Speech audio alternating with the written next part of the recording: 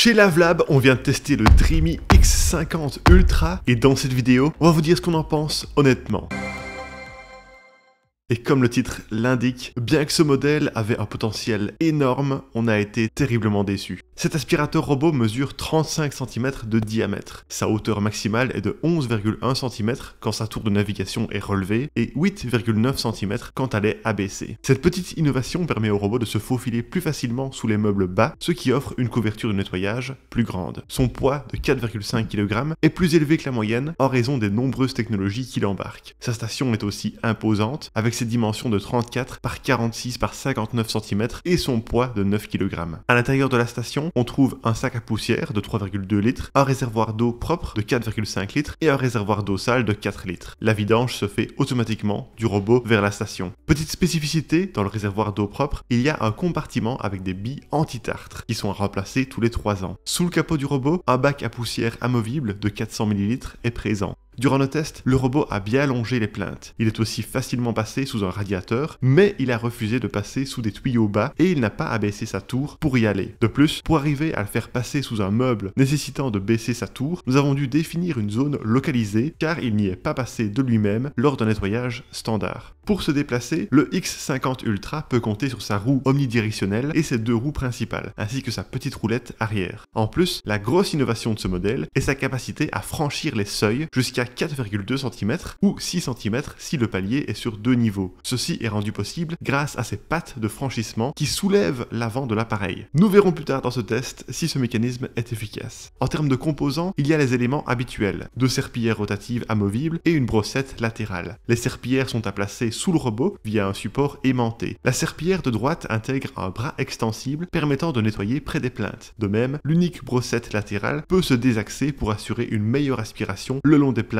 et dans les coins. Une particularité du X50 Ultra est que son rouleau brosse principal n'est pas simple mais double. En principe, ça permet de moins accumuler les cheveux, poils et nœuds. Dans les faits, nous avons effectivement observé que les cheveux ne s'enroulent pas dedans, cependant il peut arriver que les poils s'y bloquent. De base, fourni avec le robot, on trouve les 2 serpillères, un sac à poussière de remplacement, en plus de celui préinstallé, et une brossette de nettoyage avec une lame rétractable dans la boîte. Au niveau de l'entretien, le fait que les serpillères se chargent en eau et se nettoient automatiquement à la station est très pratique. Leur nettoyage se fait à l'eau chauffée à 80 degrés. Ensuite, elles sont séchées à l'air chaud pour mieux éliminer les bactéries. La station s'auto-nettoie aussi automatiquement. La brosse de nettoyage sert uniquement à déloger les crasses qui se seraient incrustées ou collées à la structure. Globalement, le seul entretien régulier à prévoir est de changer le sac à poussière, dépoussiérer les capteurs quand c'est nécessaire et enlever les éventuels cheveux et poils autour des brosses. Enfin, la marque indique que l'indice de réparabilité de ce modèle est de 8,1 sur 10. C'est un bon score pour un aspirateur robot. Voilà pour le design et l'entretien. Passons maintenant aux fonctionnalités. Durant nos tests, nous avons facilement et rapidement appairé le robot à l'application Dreamy Home via le Wi-Fi. Cependant, nous avons trouvé cette appli complexe à prendre en main suite à la quantité énorme de fonctionnalités disponibles. Elle donne accès aux éléments de base, à savoir le mode d'aspiration avec 4 disponibles, la puissance d'aspiration sur 5 niveaux, la quantité d'eau libérée lors du lavage à l'eau sur 32 niveaux, la fréquence du nettoyage des serpillères selon une zone, un temps donné ou une pièce, et le parcours réalisé par le robot avec 4 différents parcours.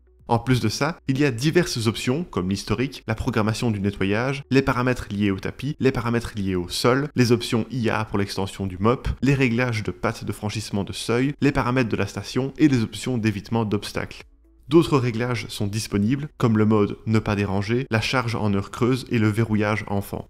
À ce niveau de prix, il était important pour nous que ce robot propose une caméra, et de fait, il y en a bien une. Elle peut faire des photos de vos animaux et des obstacles qu'elle rencontre, en plus d'être utilisée en direct pour surveiller votre maison. Vous pouvez carrément faire vadrouiller votre robot et l'utiliser comme caméra de surveillance mobile. Un assistant vocal est aussi disponible. Vous pouvez directement parler au robot, qui dispose de plusieurs capteurs microphones. La langue et le volume sonore sont réglables. En tout, l'application peut garder jusqu'à 4 cartes en mémoire, et chaque carte peut être ajustée. Nous avons notamment pu fusionner des pièces, en diviser, créer des zones interdites ou des murs invisibles, ajouter des meubles et tapis, modifier le type de sol, etc. La carte ainsi créée est visible en 2D ou en 3D. Durant nos essais, nous avons rencontré des soucis liés à des fonctionnalités qui ne fonctionnaient pas bien, comme la reconnaissance d'obstacles et la montée des seuils. Nous avons donc contacté Dreamy pour savoir si des mises à jour étaient prévues pour régler ces problèmes, mais le service client nous a dit qu'il ne pouvait rien nous révéler. Nous avons donc attendu 3 semaines avant de publier ce test, en espérant que des mises à jour allaient apparaître, mais ça n'a pas été le cas.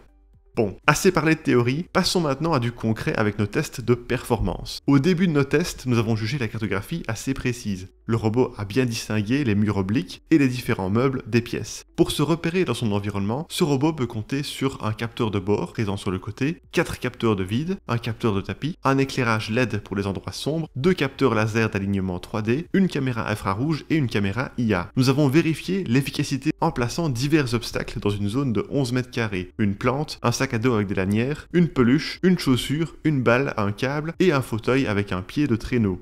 Nous avons noté que l'ensemble des capteurs rendait l'évitement des obstacles efficace. Le robot a même reconnu certains éléments en les prenant en photo. Aucun obstacle n'a été touché ou déplacé. Seul le fauteuil a posé plus de difficultés. Le robot a d'abord aspiré dessous sans détecter les montants, puis en passant par l'arrière, il a franchi le pied de traîneau de 2,3 cm sans avoir besoin de son système de franchissement. En plus de ces différents obstacles, nous avons placé une fausse crotte dans une zone restreinte. Le robot l'a bien détecté et l'a évité, ce qui nous permet de le recommander aux propriétaires d'animaux. La détection du vide au-dessus des escaliers s'est aussi bien déroulée. Le robot s'est avancé, puis il a reculé quand les capteurs ont détecté le vide. Pour le franchissement de seuil, nous avons placé une rampe de Dreamy achetable en option, car notre seuil de test fait plus que 4,2 cm de hauteur. Malheureusement, le test n'a pas été couronné de succès. Le seuil de 5 cm entre le couloir et notre cuisine n'a pas été franchi. Le rebord du seuil étant arrondi, nous pensons que le robot a glissé au moment de passer cette étape. Après de nombreux essais infructueux et en utilisant les deux types de franchissement, nous avons abandonné l'idée de faire franchir ce seuil au robot. Pourtant, sur une plus petite marche de 2,3 cm, le franchissement a pu être réalisé. Nous concluons donc que la technologie n'est pas encore parfaitement au point et qu'il faudra des mises à jour logicielles ou de futures versions de ce robot avant de pouvoir gérer des seuils complexes comme le nôtre. Pour tester les performances d'aspiration de ce modèle, nous avons placé des grains de café, des grains de riz, du sel, des cheveux et des touffes de poils dans une zone délimitée de 1 mètre carré. Voici les résultats que nous avons obtenus sur un seul dur en utilisant le mode Max Plus et un seul passage. Avec 25 grammes de café, il a aspiré 84%, il en est malheureusement resté beaucoup dans les coins et sur les côtés. Avec 50 grammes de riz, il a aspiré 96%. Avec 50 grammes de sel, 98%. Avec quelques cheveux, il a tout aspiré. Et avec quelques touffes de poils, il n'est resté qu'une seule touffe. Ensuite, nous avons procédé de la même manière sur un tapis à poils courts. Avec 25 grammes de café, il n'a aspiré que 8%, il est resté pratiquement tous les grains car le robot les a détectés comme étant des crottes. Avec 50 grammes de riz, il n'a aspiré que 24%. Avec 50 grammes de sel, il n'a aspiré que 32%. Avec quelques cheveux, il est resté juste 2 zones avec des cheveux. Et avec quelques touffes de poils, il n'est resté aucune touffe de poils. Sachant que ce robot a une puissance de 20 000 pascal, nous nous attendions à de bien meilleurs résultats, surtout compte tenu du prix de l'aspirateur robot. Alors pour tester les performances de lavage, nous avons fait des traces de boue séchée et de café séché. Nous avons à nouveau utilisé notre zone de test sur un seul dur. Le robot a été réglé sur le mode max avec un débit d'eau de 32, soit le maximum. Voici nos résultats. Avec les traces de boue séchée, il a obtenu 4 sur 5, il est resté juste une seule trace. Et avec le café liquide séché, il n'a obtenu que 2 sur 5, car il a détecté certaines traces comme étant des taches non nettoyables.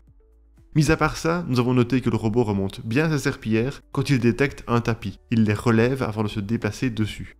Pour le bruit en fonctionnement, voici les résultats obtenus à l'aide de notre sonomètre positionné à 1 mètre de l'appareil. En mode silencieux, il a émis 52 à 53 décibels. En mode standard, 57 à 58. En mode turbo, 58. En mode max, 61 à 62 décibels. Et en mode Max Plus, 65 décibels. Le mode silencieux est particulièrement discret, mais les autres modes se situent dans la moyenne en termes de bruit.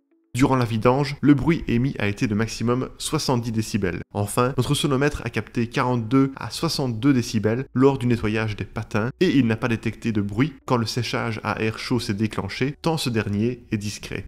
Enfin, terminons ce test en évaluant l'autonomie. La batterie de ce robot a une vaste capacité de 6400 mAh.